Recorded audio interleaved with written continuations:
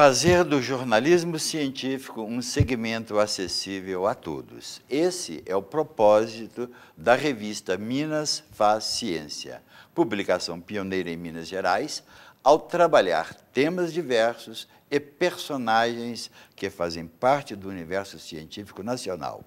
Para tratarmos estes e outros temas, continuamos conversando com a coordenadora do projeto Minas Faz Ciência, Vanessa Fagundes. Vanessa, o projeto é super interessante, nós estamos aqui tratando vários assuntos, mas vocês certamente não estão assim de vento em popa, né? Nunca ninguém está, sempre existem obstáculos, dificuldades. Existe alguma dificuldade específica na área, principalmente agora da revista?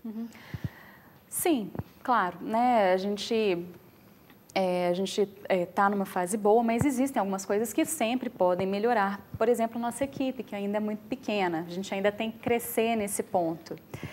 E com relação ao jornalismo científico mesmo, eu acho que talvez ampliar um pouco a participação das universidades, das assessorias no envio de pautas. A gente está precisando receber mais sugestões. Sei. Isso ainda é uma dificuldade que às vezes a gente enfrenta. Porque você está falando, a revista divulga o resultado dos projetos que são elaborados e chegam a cabo. Porém, a imprensa, a grande imprensa participa?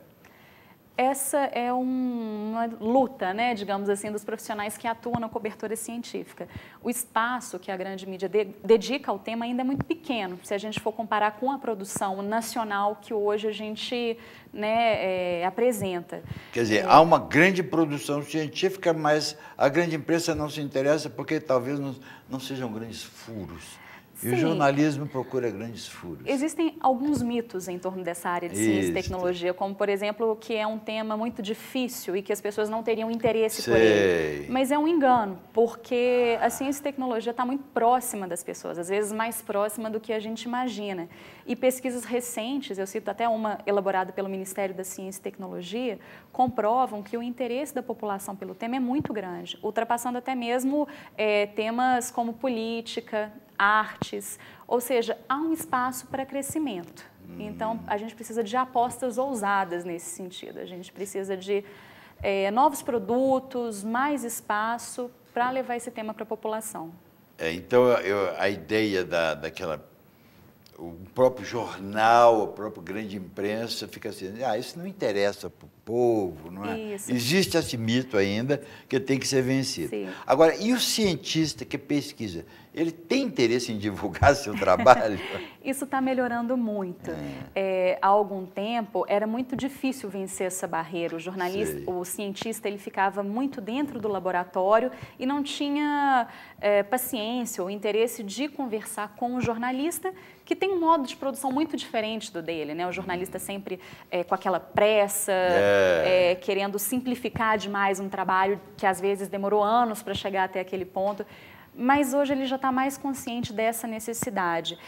Divulgar a pesquisa hoje significa o entendimento da população sobre a importância daquele projeto e até uma pressão para mais recursos, para ampliação das pesquisas naquele tema. Então, para ele, isso é muito importante também. Agora, a minha pergunta é sobre a linguagem. A revista Minas Faz Ciência, ela não tentou manter aquela linguagem altamente técnica, ela tentou, quem sabe, divulgar mais, tornar mais acessível para a leitura do grande público. Isso. É uma verdade? Com certeza. E é uma opção consciente feita pela revista? Sim, desde o início foi uma preocupação nossa. A revista ela seria para o público leigo e não para os cientistas, não para os seus pares.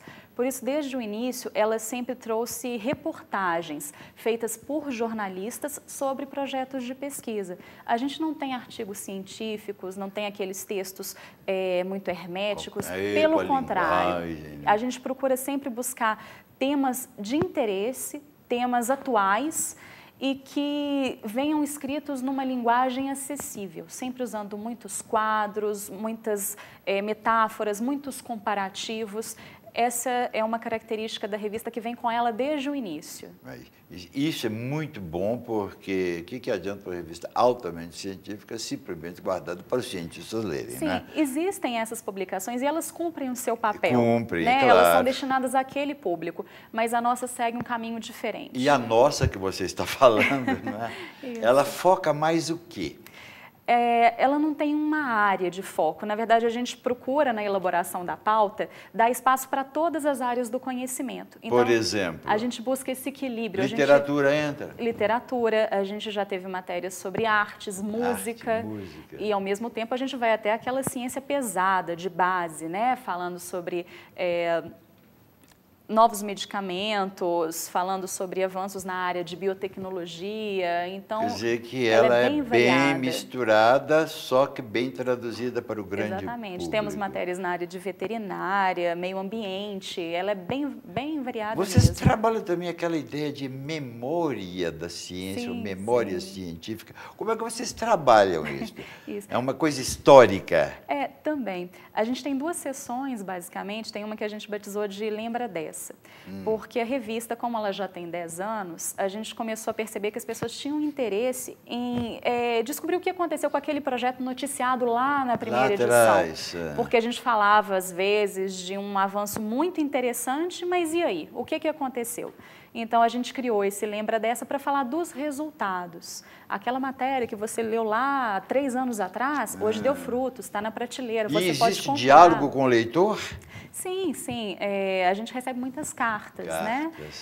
A gente recebe tanto pedidos de cadastro de novos leitores, quanto sugestões e cartas. É claro que vocês não ficaram nessa da carta, porque hoje nós temos uma ligação muito mais direta através da internet. Sim. Qual seria, por exemplo, para o nosso telespectador, um meio de se comunicar com esta revista, ou para sugerir, ou para perguntar, ou para interagir com a revista? Claro. Não, qual é o site, qual é o caminho? Não, você tem razão, as cartas se transformaram em mensagens, torpedos, recados pelo Twitter. Ótimo! A gente tem vários canais de comunicação com o leitor. O principal é o e-mail da revista. Qual seria o e-mail da revista? Eu acho que é muito interessante você falar com calma. revista@fapemig.br.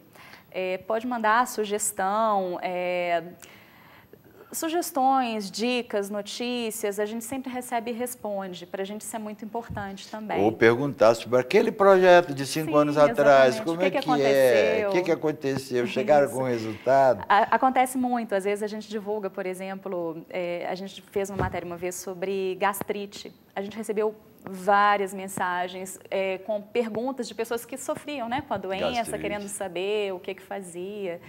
Isso sempre. Toda matéria, a gente, umas mais, umas menos, tem uma repercussão. O que mostra que é uma revista que vai ganhando o gosto popular. Não é? Exatamente. Só que nós vamos dar mais uma paradinha. O conhecimento vai para mais uma breve pausa. Daqui a pouco a gente volta.